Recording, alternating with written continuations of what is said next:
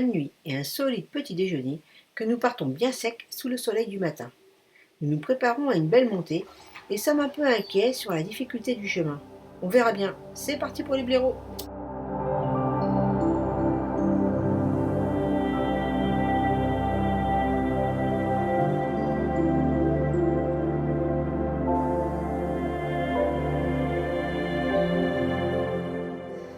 Et la première partie, c'est la montée sur la corniche du Cosméjean, qui est tout à fait extraordinaire.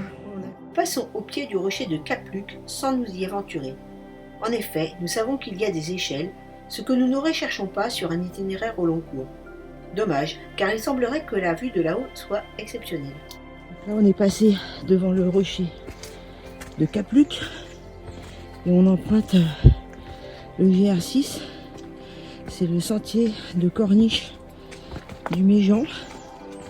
Et donc, il est un très beau sentier en balcon, pavé, qui est très très agréable. Donc pour l'instant, il y a de la végétation. Donc on n'a pas une vue. Il y a le soleil aujourd'hui.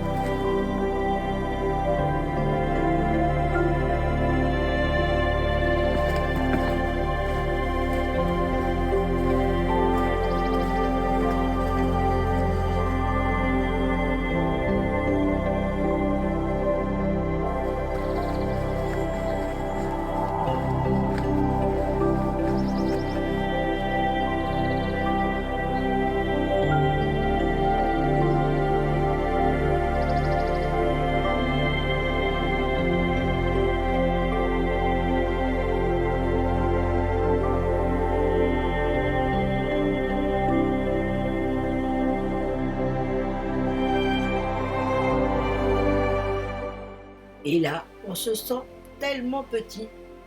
On a vu des vautours, on a vu des rochers de pierre complètement ciselés par l'érosion. Enfin, c'est incroyable.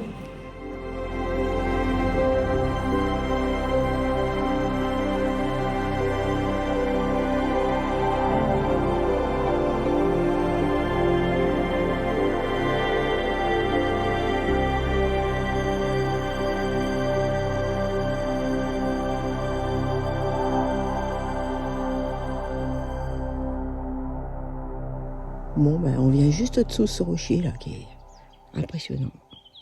Depuis...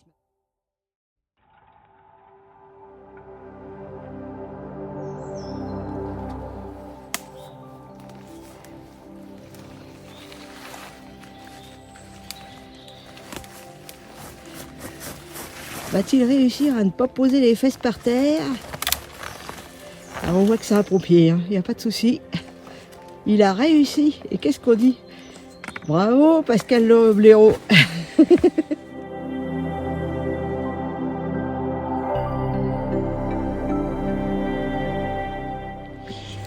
Mais là, on est passé sur le plateau du Cosméjean.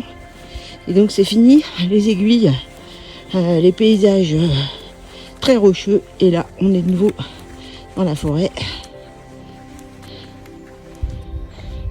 C'est un temps radieux, c'est génial. Après 2 jours de pluie, on apprécie vraiment.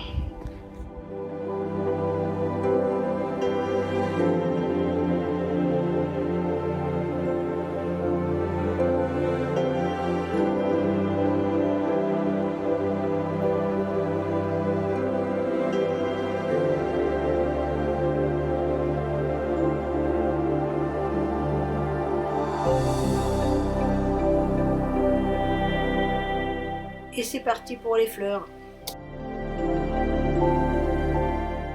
Le nom de vipérine a été donné à cette plante en raison de la forme du fruit qui évoque une tête de vipère.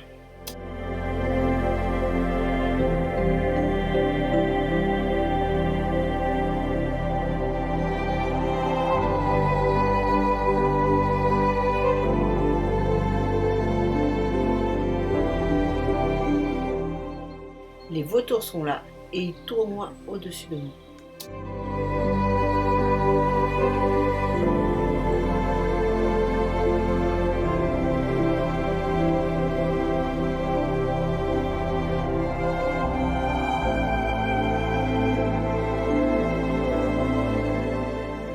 Après, sur le Cosméjean, on a eu l'opportunité de passer aux Arcs de Saint-Pierre. Ce sont des rochers qui sont creusés.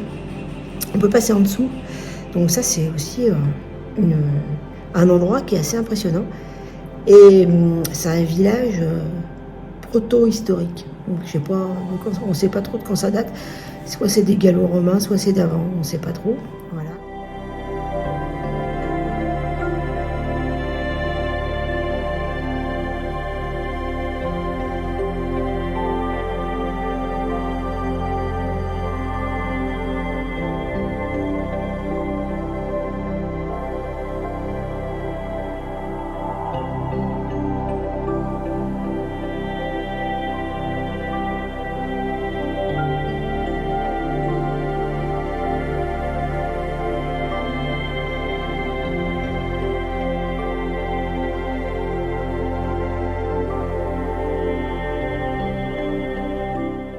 Les Arcs de Saint-Pierre sont peut-être témoins du flux et du reflux de la mer qui recouvrait les Grands Causses il y a quelques millions d'années, ou encore les témoins très anciens d'un réseau souterrain aujourd'hui effondré. Les 3 arcs qui se trouvent sur le Cosméjean, au milieu de la forêt, se situent sur la commune de Saint-Pierre-de-Tripier et ils sont accessibles uniquement à pied.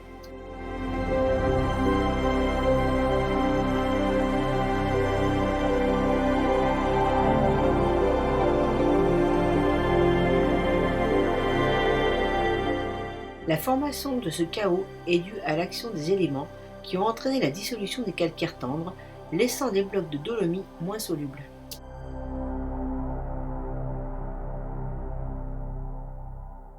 La grotte de l'homme mort a une entrée presque ronde et une 50aine de squelettes humains datant de l'âge du cuivre y ont été découverts par les docteurs Prunière et Broca. Certains crânes portaient des lésions de trépanation qui avaient été probablement réalisées pour soulager le traumatisme.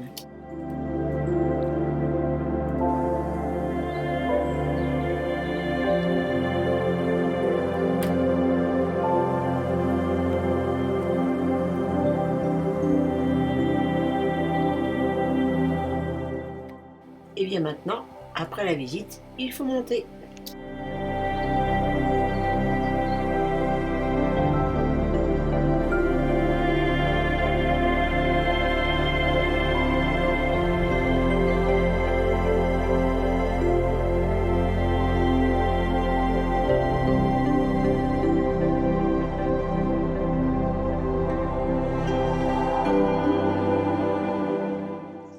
Bon, petite pause méridienne comme on dit maintenant. Donc ce matin on est parti du Rosier et on est monté par le sentier du Cosméjean, c'est le balcon du Cosméjean. On s'est dit que ça devait être un peu difficile de monter, on voyait tellement de rochers, puis finalement le sentier est super facile jusqu'à la fin. Et après on se retrouve sur le Cosméjean et on est dans les paysages des Cévennes et c'est dans la forêt, c'est superbe. Il y a plein de fleurs, voilà. Et ben, Très belle première partie. Très belle première partie, c'est notre 3e jour et on a vu des vautours. Ouais.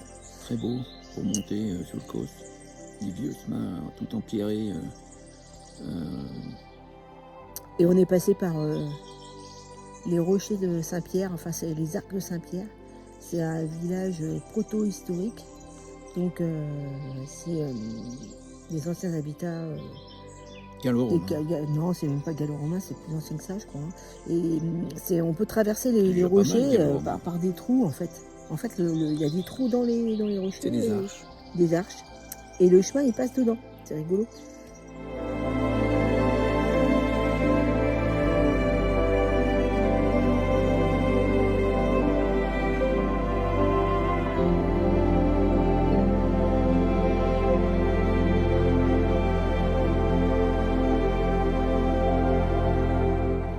Alors là, c'est le bonheur. Nous sommes restés bien longtemps devant cette friche fleurie si colorée. Le blanc des marguerites qui contraste avec le rouge des coquelicots et des trèfles. Quelques touches de bleu. C'est tellement beau.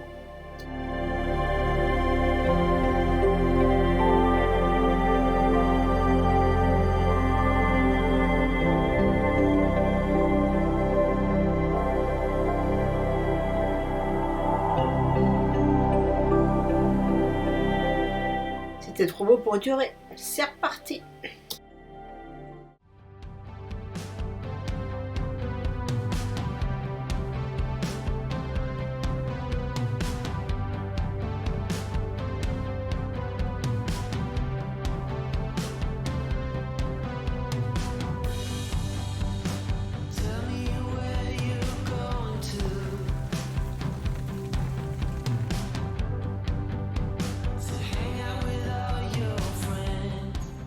Toujours garder le sourire.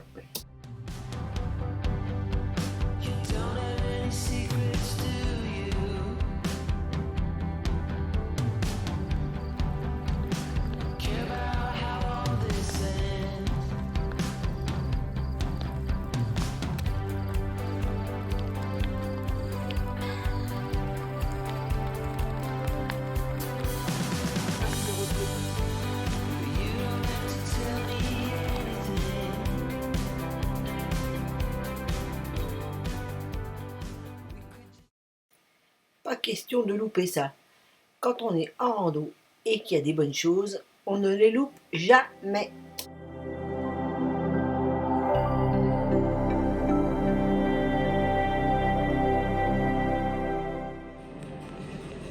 Et ben on tourne du gîte.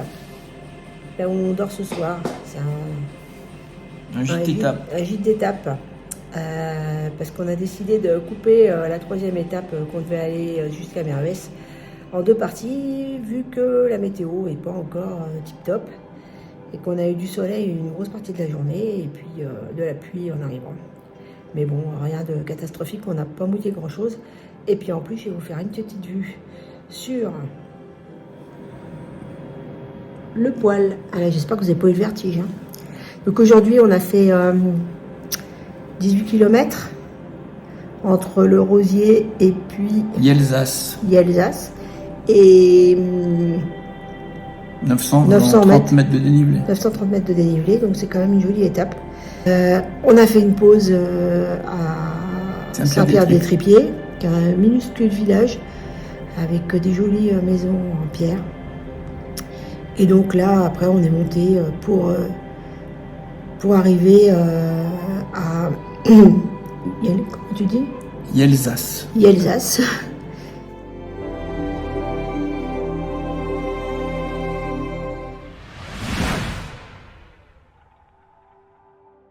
Allez, on y croit. Le ciel est bleu et c'est parti pour aller jusqu'à Mervès. Ça commence fort bien. Après une petite montée, le panorama sur les gorges de la Jonte apparaît dans toute sa beauté.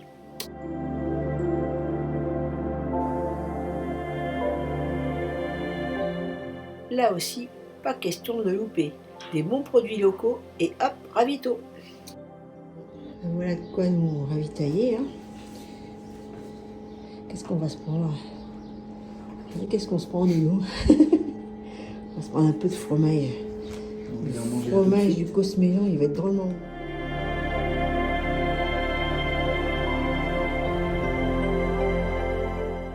Grand Bleu sur le GR6 avec une belle vue sur les gorges de la Jonte. Hier, on est passé par là. C'est vraiment très très beau.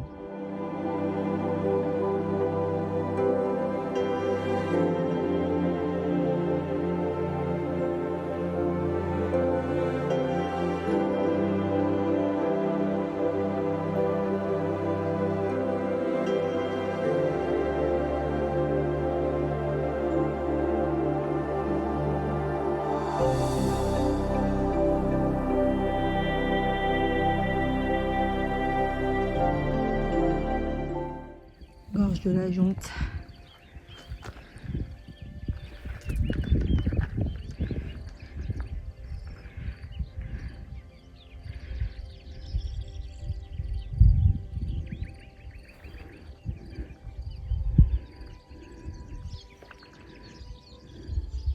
Ah oui, j'avoue.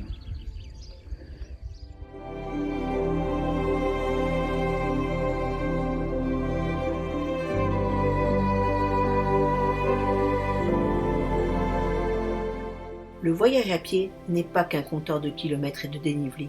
C'est un voyage où nous ne voulons pas louper une seule occasion de découvrir les humains, les animaux, les plantes et le patrimoine. Nous avons hésité à prendre nos billets en pensant à l'orage qui allait nous tomber dessus. Mais pas de regret, cette visite vaut vraiment le détour. Descendons ensemble voir cette cavité aux 400 stalagmites où peut rentrer en entier Notre-Dame de Paris. Vous êtes prêts pour la magie? C'est parti!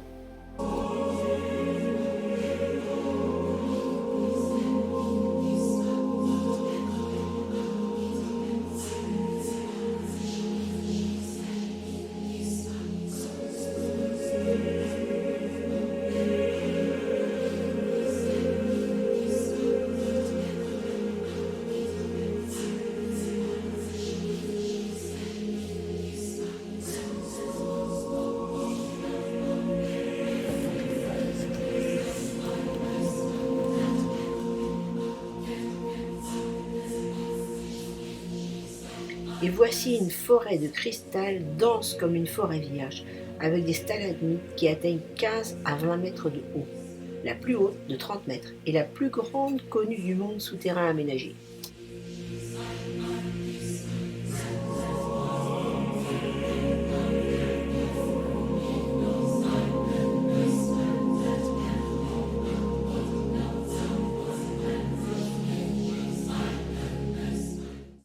On a l'impression qu'il y en a deux, mais c'est le même qui fait une boucle là-haut qui redescend de la cabine que l'on approche. Pour les amateurs de vitesse, on va presque à 2 mètres au seconde.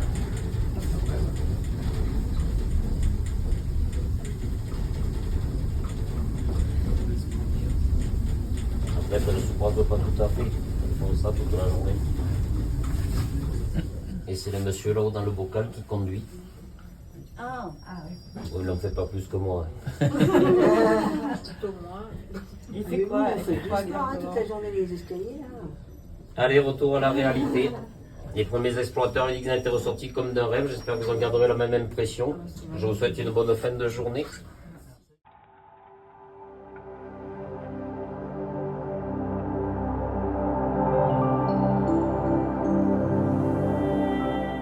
Ça aurait été vraiment dommage de louper cette belle visite.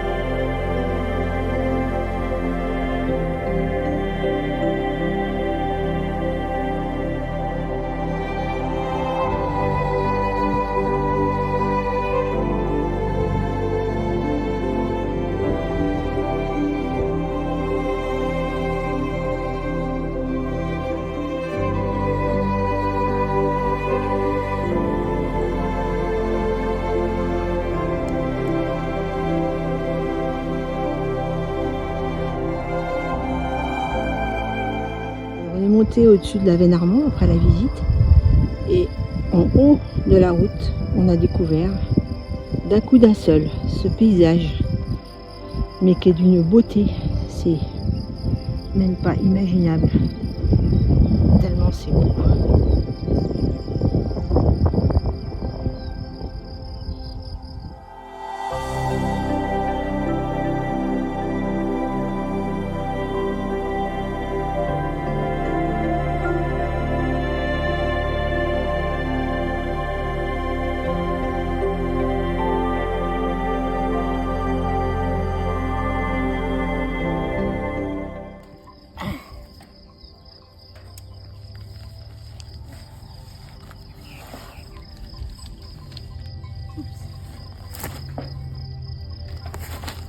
Alors là maintenant je suis un peu coincée. Heureusement que je suis souple.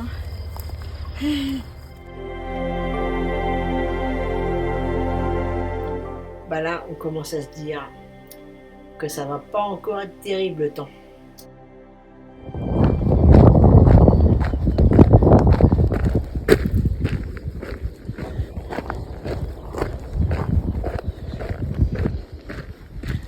C'est très beau, même avec ce temps.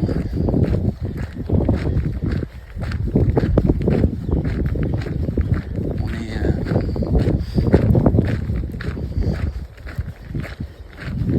en bordure d'orage. Vous entendez peut-être, là, vous l'entendez forcément. Mais il est à droite là.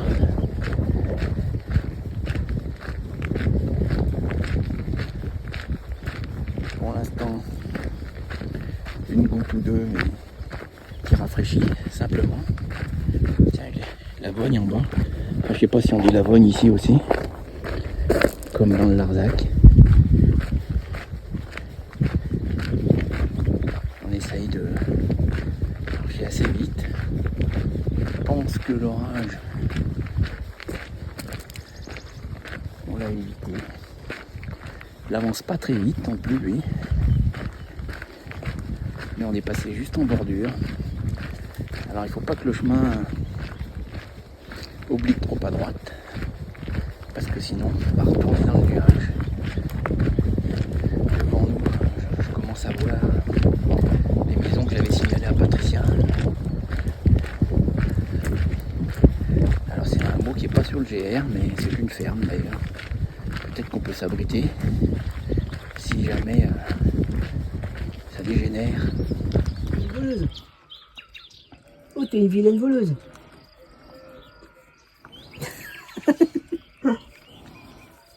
Il est gentil ce petit chien là.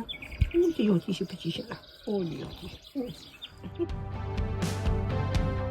Bon, on a fait une petite pause pour manger et on va repartir là-dessous.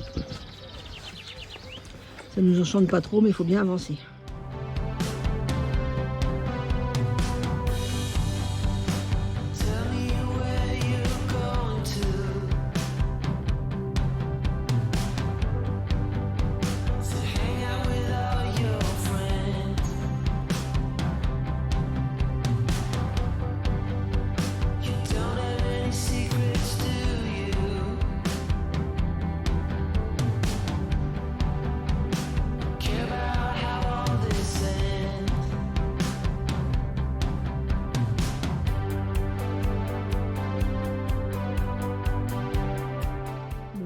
On est arrivé à la descente sur Mervès et donc on prend le sentier de la corniche des gorges de la Jonte qui descend du Cosméjean à Mervès, où on va essayer de trouver quelque chose pour passer la nuit.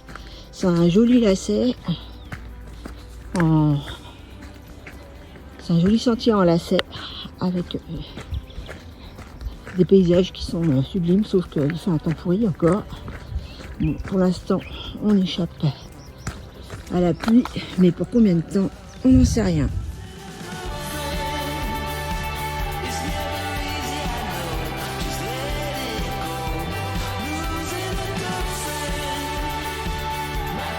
On aperçoit le Mervès.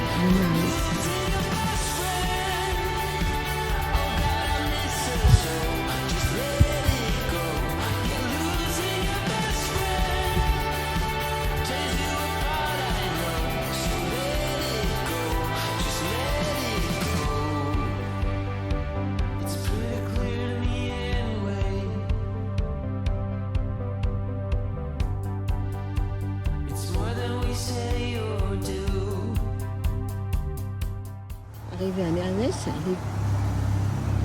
les gorges de la Jonte sont devant nous. Et là, c'est la Jonte qui s'écoule tranquillement sous le pont.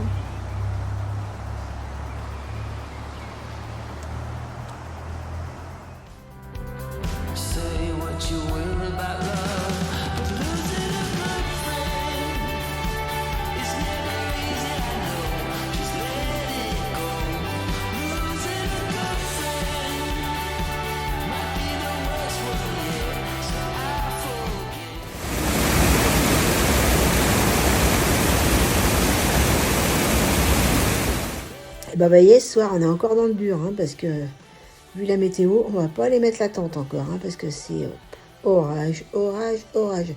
Orage au désespoir, hein, parce que ça commence bien le matin, il fait beau, puis alors après, ça s'aggrave. Donc là aujourd'hui on a été dans le tonnerre, voilà. Et donc on a fait une petite étape de 15 km à peu près, c'est ça, hein, ouais, 15 km, avec pas beaucoup de dénivelé, 300 mètres de positif et 500 de négatif. 550 de négatif, ouais. Et on est à Mervès ce soir.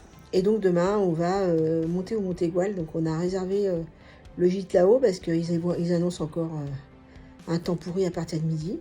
Donc tous les jours, on se prend des saucés, des saucés, des saucés.